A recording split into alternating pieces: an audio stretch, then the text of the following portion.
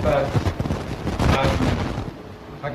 development of this concept with time. What if you look in the history in the past, they are developing the concept of a deity.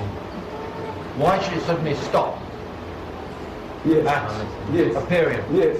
Why haven't we had more prophets since then? Very, very good question. You see, when a thing reaches perfection, look, mankind, our scientists are telling us that we have evolved from some primitive state, from monkeys and from the amoeba and what not, you know. Now we have become perfect man. And evolution was taking place, they say, for thousands of years, millions of years. And now we have reached the stage, we said now we are created in the image of God, a masterpiece. But why has it stopped? Let's say, you know, let's stand to reason that we say, now look at this hand. Can you imagine improving on this? Add another finger, add another thumb, add 10 fingers. You think you can do a better job? Will you be able to do a better job than this? No. So he said, now once it reaches perfection, anything you add to it is an abnormality. So in the religious history of man, the Muslims said that this is the last and final revelation of God. Jesus Christ, he told his people before he departed, he said, I have yet many things to say unto you, but you cannot bear them now. You haven't got that capacity. Like for example, instead of you, my grown-up brothers and sisters, only your little children had come, what would I do? Entertain them, you know, Father Christmas, Santa Claus, and what some funny things. I have to say some funny stories to make them happy. What else can I do? I could not have spoken what I'm speaking to you now. So Jesus is telling his disciples, I have yet many things to say unto you, but ye cannot bear them now. Howbeit, when he, the Spirit of truth, is come, he will guide you into all truth. He will. Man hasn't finished evolving yet. Right. If you look at our athletes, they're running faster, they're jumping higher, throwing further. Right. Okay. Man's mind is still developing. Right.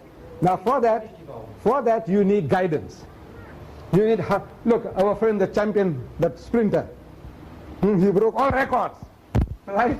And his ethics, where were they? Ruined, taking pills, taking drugs. So in other words, look, with all your physical developments, without that guidance about right and wrong, you are still an animal. You can become faster, stronger, all that, but your behavior pattern is that of an animal. The behavior pattern is 1,000 years old. Why haven't we had an update? The update now, if you find something that you need now, for example, what is your problem? Where you need a solution. Jesus said he'll guide you into all truth. And we say now all the answers to all your problems are here. It might not go down well. You see, we are used to a certain way of life, certain behavior patterns, thinking patterns, and we don't like to be disturbed. All of us, we are like that. But now come with a genuine problem and say, look, there is a problem for which we need a solution. What does Islam say to this? If there is no solution, then we said, look, we'll have to look for another prophet. If there isn't, then we'll have to make one. See? But now come with the problem. What is your problem? And I tell you now, look, problems in South Africa. We have a problem of alcoholism. We have a problem of race. The biggest problem in this country is race. Answers to them. You have a problem of surplus women. There are 7.8 million women in America who can't get husbands. You know that? Problems. No. The Quran gives the answer. I said it might not go down well. You know, because we are used to a certain way of life. Alcoholism. Answer to alcohol. Answer to gambling. Ask. Everything is there in the last and final testament of God. If it's not there, then we'll have to look for another prophet. And if there isn't, we'll have to create one. The prophets of the past have updated what we had before, what was before. How do we know that is? The claim is there that this is the last and final revelation. No. Right now you put it to the test. You see, once a person makes a claim, I say I'm the strongest man in the world. He said, yes. He said, look, here's a 200-pound barbell. Can you lift it? I said, no. So he said, that's a test. Finished. He said, look, you're the strongest man in the world, and you can't carry 200 pounds weight. So put it to the test. And the book is challenging. He said, come on, put it to the test. The teachings. I'm not talking about the Muslims. Oh, I'm a paragon of virtue, and I'm an angel. No, nobody's saying that. But I said the solution to your problems are all given to you, and this is given by God. It's your property. Therefore, say now, you open it and let God Almighty talk to you. This book, when you open it, you see God is talking to you. This is not the story book about Muhammad. This book is not the story book of Muhammad.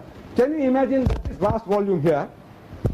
In this vast volume, the name of Muhammad's father is not here. His mother's name is not here. When he was born is not here. Where he died is not here. Can you imagine a book like that? A man writes a book and he's not there in the book. His name, Muhammad, the name Muhammad occurs in this vast volume 5 times. The name Jesus 25 times. So it makes you to think. Why 25 times? I said, look, this man, so many controversies were around him. There was no controversy about the birth of Muhammad. He had a father, he had a mother. You don't have to, God doesn't have to go and tell you, say, look, he says he was legitimate. What for? The whole world accepted that he is the legitimate child of Abdullah. Finish. But Jesus, there were controversies. Some say, look, he's got no father. Some say, if that's the case, that he's the illegitimate child of Mary. Where does the Muslim stand? So the book comes along and answers.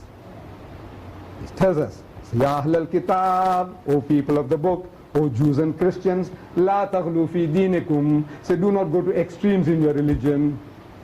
You Jews and Christians, don't go to extremes in your religion. وَلَا تَقُولُوا عَلَى اللَّهِ إِلَّا الْحَقِّ. And don't say anything about God except the truth. إِنَّمَا الْمَسِيحِ, most certainly the Messiah. You know who we are talking about? Jesus. إِنَّمَا الْمَسِيحِ وَإِيسَى ibn Maryam, Jesus the son of Mary, Rasulullah, is a messenger of Allah.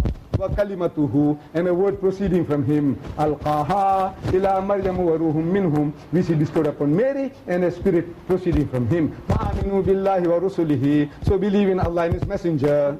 That's what Jesus said. This is life eternal, that they should know thee, the only true God, and Jesus Christ whom thou hast sent. That is what the book is telling you. So look, this man Jesus was born miraculously. He is not the illegitimate child of Mary, and he is not God.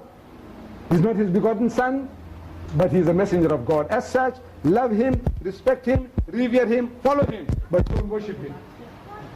This is what the book says. So now when you read it, you say, look, this thing seems to be something objective. It's not something, a man is just trying to score points. Yes.